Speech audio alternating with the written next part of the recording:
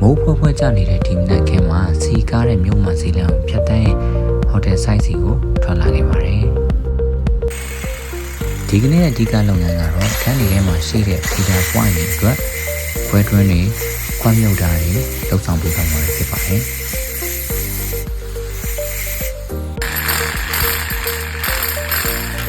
ဒေတာမှုတိကျမှုနဲ့ဈေးသွေးကိုလေးထားပြီးလှုပ်ဆောင်တဲ့ preparation ကNetwork system တစ်ခုလုံးရဲ့ယုံကြည်စိတ်ချမှုကိုဆုံးဖြတ်ပေးနိုင်ပါတယ်။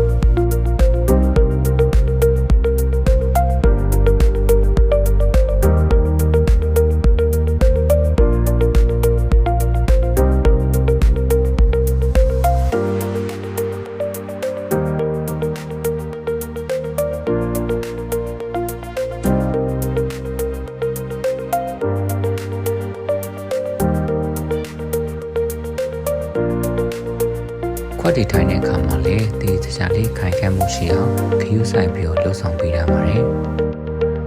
ဒီကနေ့မှာတော့ base cut 100အတွက်ခွဲထွန်းနေခွက်မြုပ်တာတွေလှုပ်ဆောင်ပေးတော့မှာဖြစ်ပြီးနောက်ရက်ဒီမှာတော့ကျွန်တော်တို့ uplink cable တွေအတွက် triangle ရိုက်တာတွေကိုလှုပ်ဆောင်ပေးတော့မှာပဲဖြစ်ပါတယ်ကြည့်ရှုပေးတဲ့အတွက်အားလုံးကိုကျေးဇူးတင်ပါတယ်